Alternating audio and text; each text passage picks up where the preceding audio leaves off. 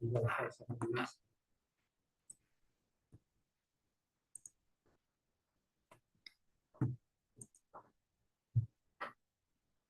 How about Chin also?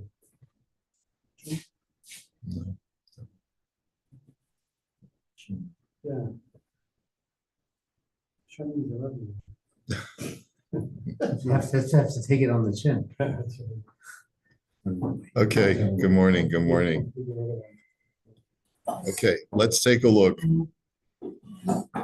Chiyuvei shmira al nivreshet b'dira muskeret. Okay, liability for protecting a chandelier in a rented apartment.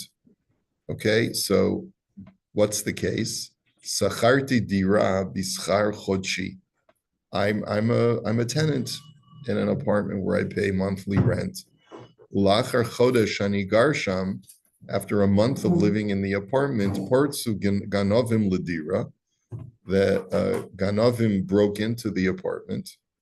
V'ganvu bein hashar l'tanivreshet shel bal habayit. And among other things of mine that they stole the chandelier of the bal habayit. You know, usually you don't take the chandelier out when you lease it to a tenant. So they stole. Allowed to unscrew it and do all that sort of stuff. Well, probably not that difficult to steal a chandelier. Yeah, you just have to cut some wires. 2 wires and 4 screws and see. Yeah, okay. Ubalabayit tovea mimeni l'shalim aleha.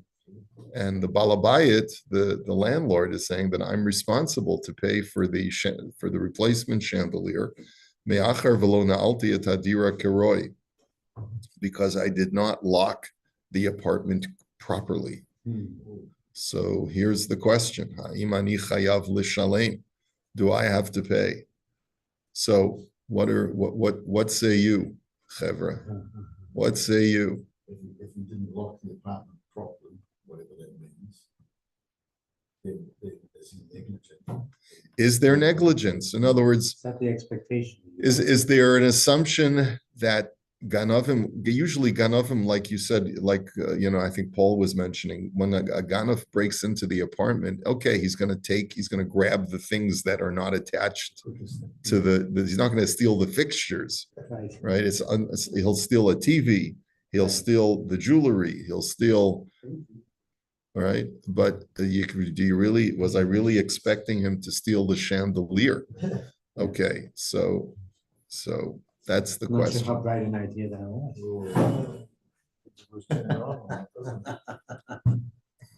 Gee, I'm glad you make yourself laugh.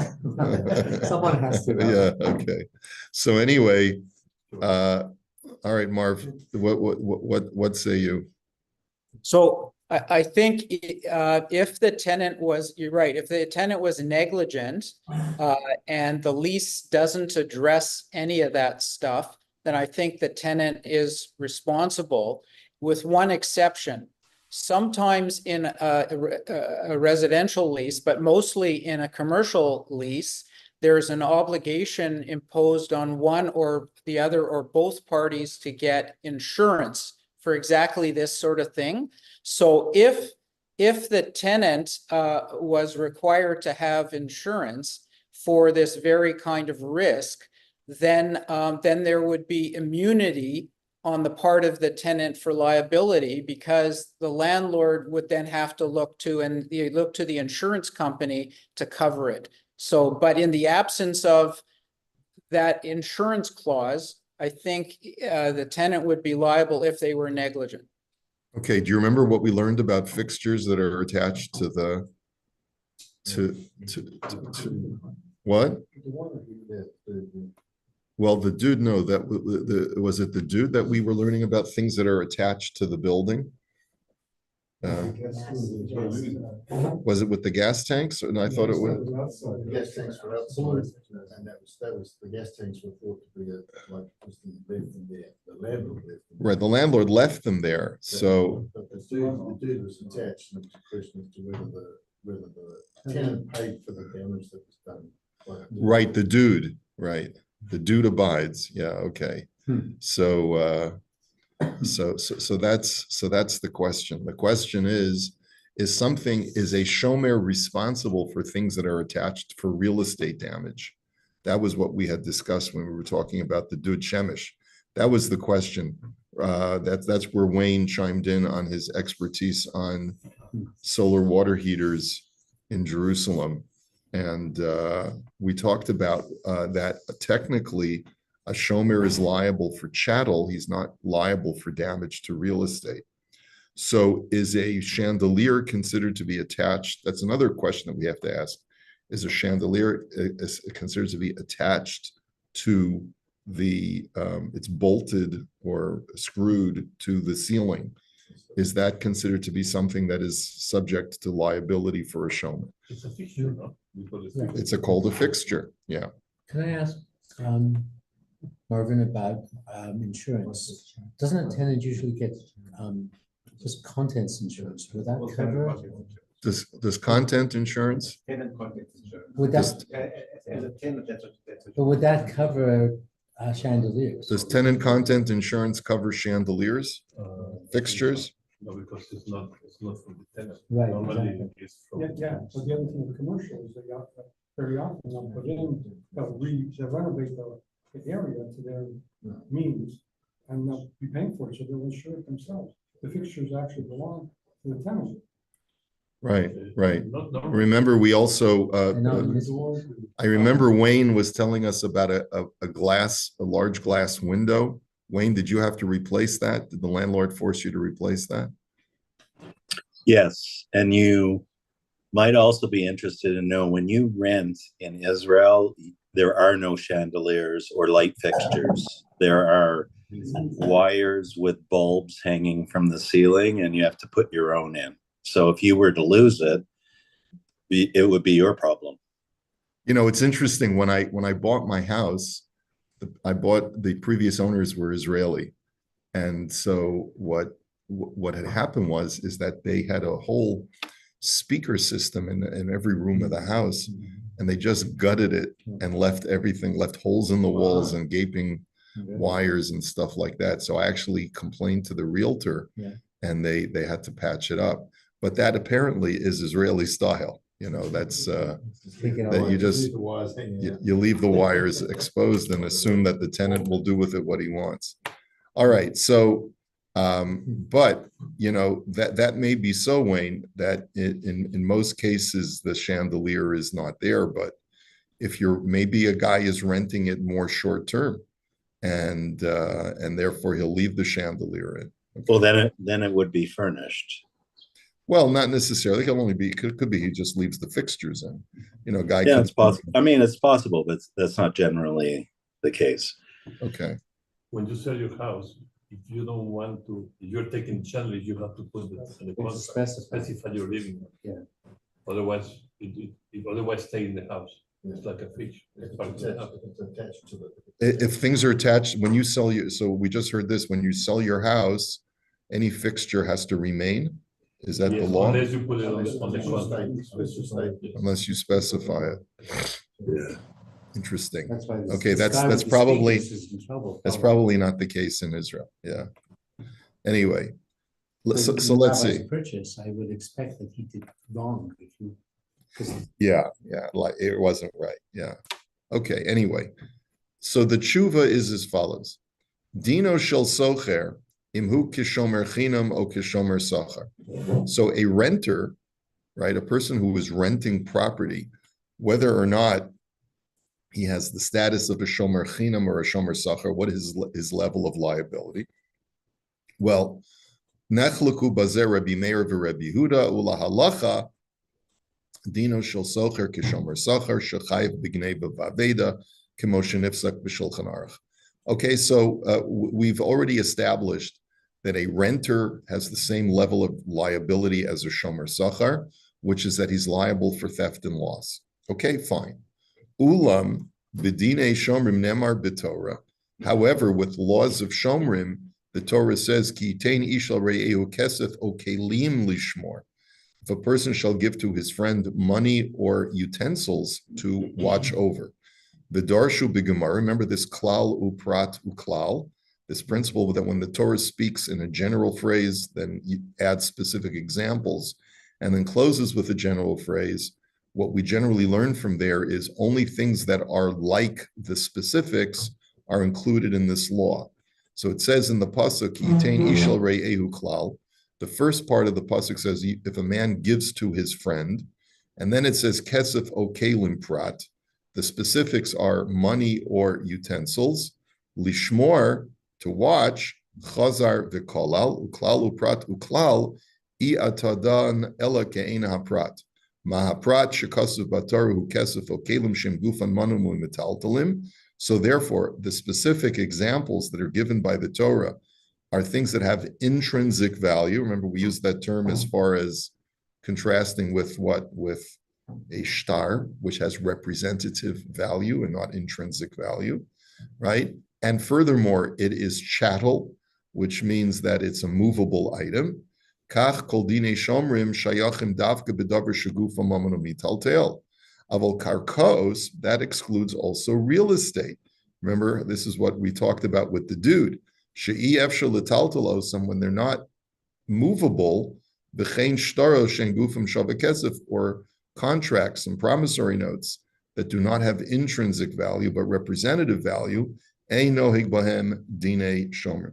The laws of shomrim do not apply. So if I am watching over someone's field and someone comes along and burns it down, or I'm watching over someone's house and someone comes along and burns it down, and it was due to my negligence that this happened, I could claim that I'm patur because it's real estate.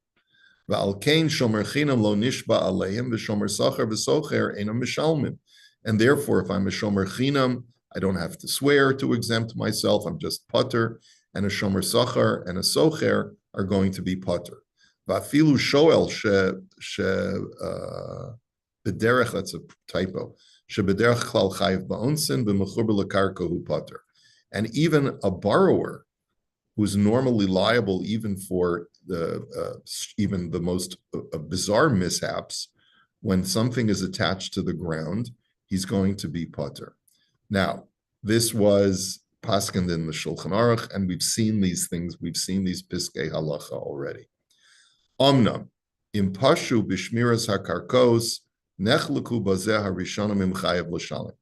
But we know, we also learned, what if a person is posheya? What if a person is negligent in his guardianship of real estate? So this is a machlokas of the Rishonim, if you're obligated to pay. And we've gone over this already. Umaran pasak b'shulchan aruch bistam shepturim af mipeshia. And the Shulchan Aruch paskins that even for negligent lack of guardianship, you are going to be exempt. Vehevi b'shem v'yesh vehevi b'sham or b'shem v'yesh mechayevim shechayev b'pshia uchlal gadol b'yadenu stam v'yesh halacha kistam. The Shulchan Aruch then says a person, a shomer who's negligent, will be patur from real estate damages. And he says, and some say that he's liable, but we have a general principle that when the Shulchan Aruch says this is the halacha, and some say that the halacha is the other way, we always go by the stam. So we say that we go with the halacha, the first halacha. V'lochein ein l'chayeves hasocher l'shalem al hanivreshet kevin shedino kemechuber lekarka shedino kekarka. And therefore, the tenant is going to be exempt from paying because a chandelier is a fixture that is considered to be attached to the real estate, and therefore it has the same status as real estate. Now, I just want to show you the footnotes. Kamosha Kosaf biyad Malachi. This is established in the Sefer Yad Malachi, which gives us rules of how to interpret the Piskei Halacha of the Shulchan Aruch. The Kosaf Shekain Muskam Mikol HaPoskim. And he writes that this is something that is agreed upon by all the poskim, V'lo ra'a lamisha cholek bazeh. And he's not aware of anyone that disagrees with this general principle. Whenever Rav Yosef Karo in the Shulchan Aruch says the halacha is X, and some say the halacha is Y, we go with X, not with Y. The afal pi shahashach herich lahochiach the halacha ka'Rambam the pshia kemazik v'chayav mikol makom kaimelon kemarin shekibalnu hara osav. Now, even though the Shach argues that if you look inside the Rambam seems to be concluding that if a person is negligent, then he's like a mazik. It's as if he damaged the item himself, in which case he should be chayav. Nonetheless, that is not the conclusion of the Shulchan Aruch, and therefore we paskin like the Shulchan Aruch. Now, the argument that a person could make is a chandelier truly considered to be a fixture? Is it considered to be halachically real estate? And that's, we've talked a little bit about that as well. He says, Afal pisha hanivreshet, even though the chandelier, v'chein hadira atzma, and even the apartment building. I mean, what if a group of guys come in and they start peeling off the expensive mirrors and the wood paneling, right, on the walls? I mean, how far is something?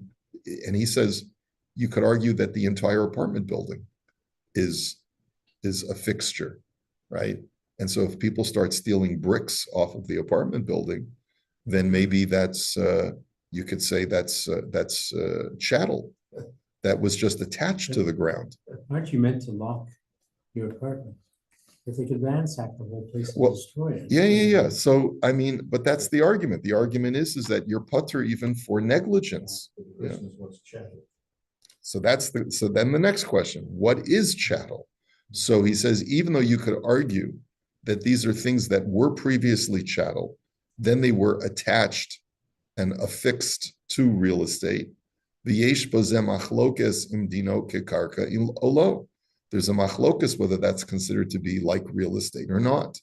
However, kvar kasav harama v'zelishanu, but the Rama writes explicitly as follows: Yesh omrim detalush ulabasol chibra bekarko lavka karka dami v'yesh cholkin. He says some say that if something was originally detached and then was affixed to real estate, like a building or like a fixture, then it has the status of being chattel. But others disagree that it has the status of real estate. On that basis, if you borrow a house, in other words, I ask, like, do you mind if I go up to your cottage for the weekend? And while I'm cooking, I accidentally get distracted because a raccoon walks into the cottage, and all of a sudden a fire breaks out, and I'm busy chasing the raccoon around the house, and then the cottage burns down. So I'm going to be putter. I'm going to be personally not liable. That's an act of negligence, right? Would you agree that that's considered to be negligent, right? And I'm still going to be putter according to the Rama. It doesn't seem to be fair, but that's the halacha. It's based on Gzeras HaKasav, V'hu midin kimli. And basically, a person can say, well, the owner of the cottage returned to the guy and said, I don't understand. The Rama says that some say that it's not considered to be like real estate; it's considered to be chattel, and that the borrower, the tenant, could say, yeah, but Kimli, I hold like the opinion that anything attached to real estate is real estate. Amnam ayin b'shach sham de bebayas lekuli al marina dedino kekark. The Shach says that everyone would agree that a house itself, which is built into the ground, is considered to be like real estate, and it's only a machlokas as far as fixtures. Okay, so in any event, that's Rav Shuraga's conclusion is you have to therefore the chandelier has the status of a fixture that is attached to real estate, and any fixture you're going to be putter from having to repair, even if it was an act of negligence, like the dud, or that was the case of where a guy, remember the guy left on, what was it?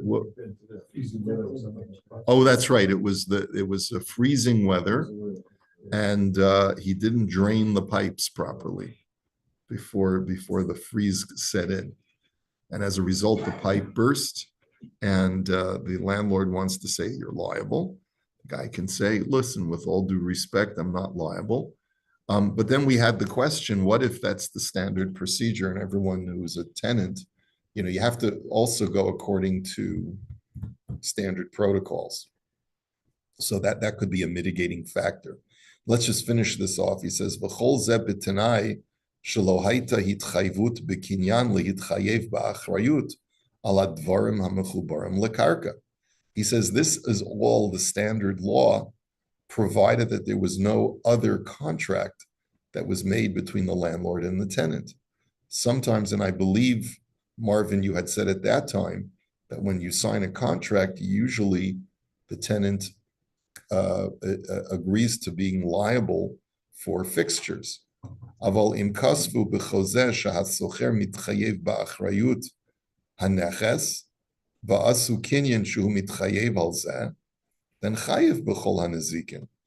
But if they wrote in the contract that the tenant is going to be liable for all the assets of the apartment, okay, then, and they made a kinyan, there was a signature, and everything was done according to halacha to add to the liability of the tenant, then he'll be liable for all damages. Okay, is that just remind us, Marv? Is that a standard? Is that in a standard contract? Yeah. That it would be in the standard contract to say that. It would also be, I think, Mordechai mentioned in agreements of purchase and sale in Ontario, to avoid the whole what's a fixture, what's not a fixture, what's a chattel.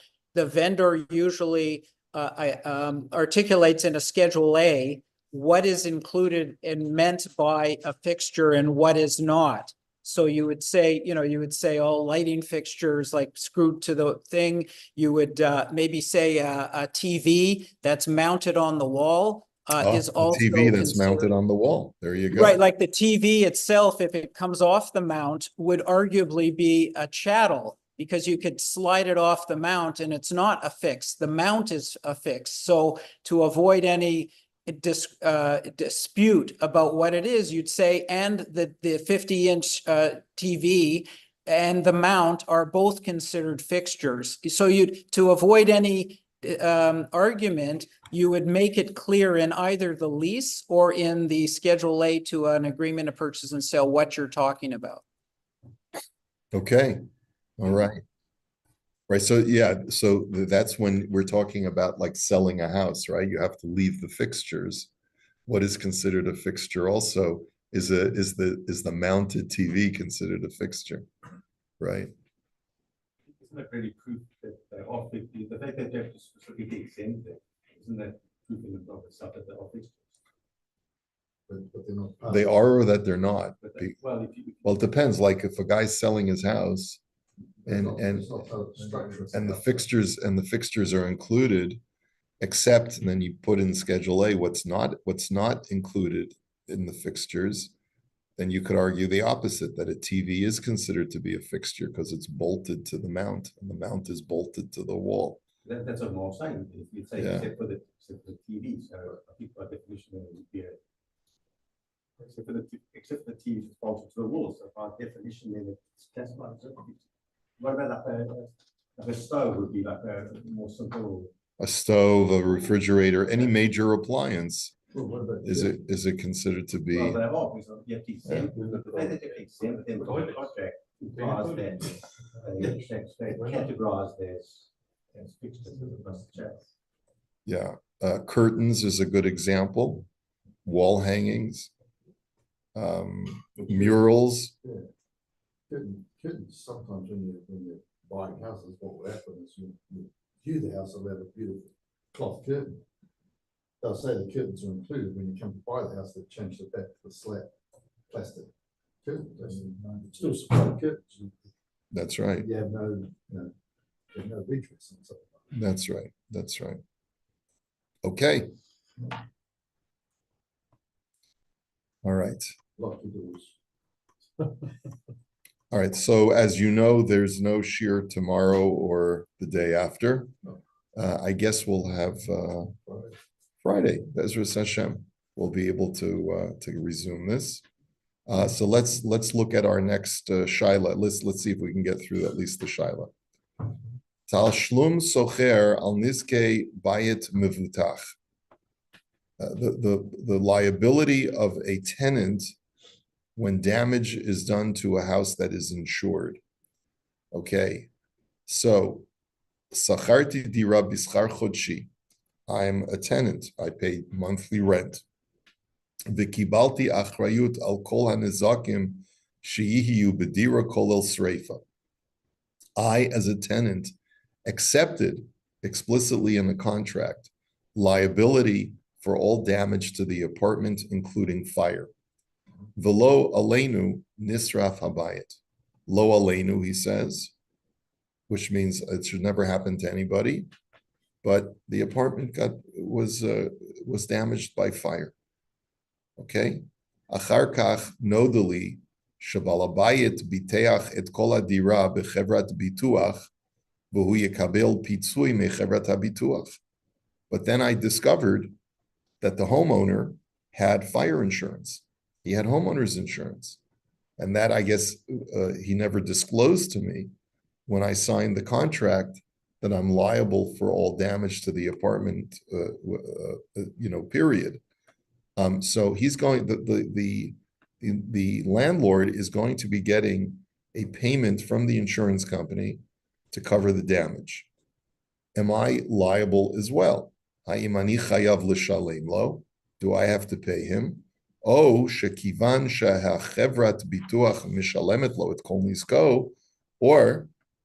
he's going to be made whole by the insurance company anyway, I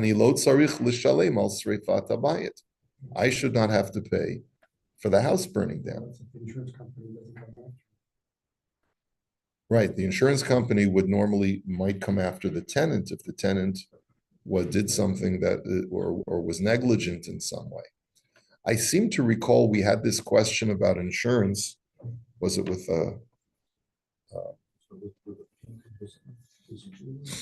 where did we have the question of insurance? Was it with an automobile?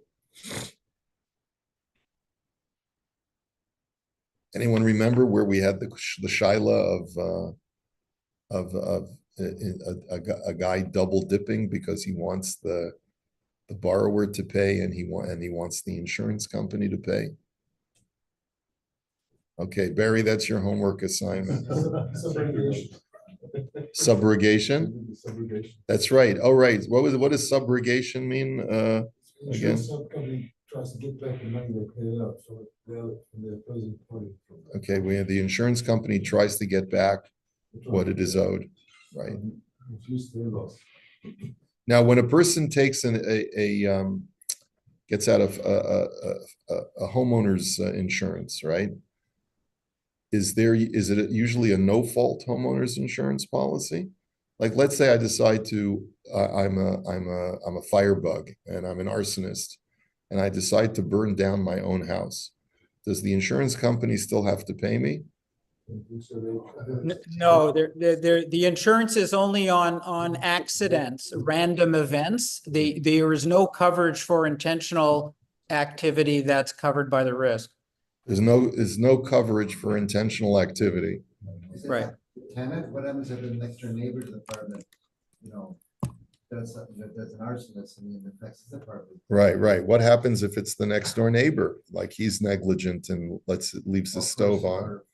Yeah, right. All right. So that would be the subrogation issue where the insurance company will have to go after that person. Right. But the tenant is arguing, I should not be liable because he's getting covered by his insurance. He's going to be made whole by the insurance company. Why should I be liable? There are two types of insurance. One is the company insurance, and the other one is the property insurance. So it's two different here. So the owner, they have to have their own insurance, and the tenant has to have the company insurance. So the tenant is not arguing that he's not trying to retrieve his own property. The conflict is between the landlord who says my apartment is damaged now, and I want to be, it's going to cost me $25,000 to redo everything indoors and to repair the burn damage, whatever. And the tenant is saying, but you're insured for that. Like, why should I have to pay you? But the landlord has a signed agreement from the tenant. saying He has a he's signed gonna agreement house from the tenant, yeah. So what's the weight of that against now? Who does something the that- landlord go to first? Does he go to the insurance company first, or does he go to the tenant first? And then how does subrogation work in that case? Can the insurance company go after the tenant since the tenant signed an agreement that he would be liable for fire damage? Okay, so these are questions that are worth exploring. We will hold it here for today. Let me wish you all a Chag Sameach. May we all receive the Torah in peace and with salvation, and have a wonderful Chag, and don't eat too much. And I'm speaking to myself. Okay, and enjoy. Chag Sameach, everyone. Mitzvah Shem on Friday. Take care.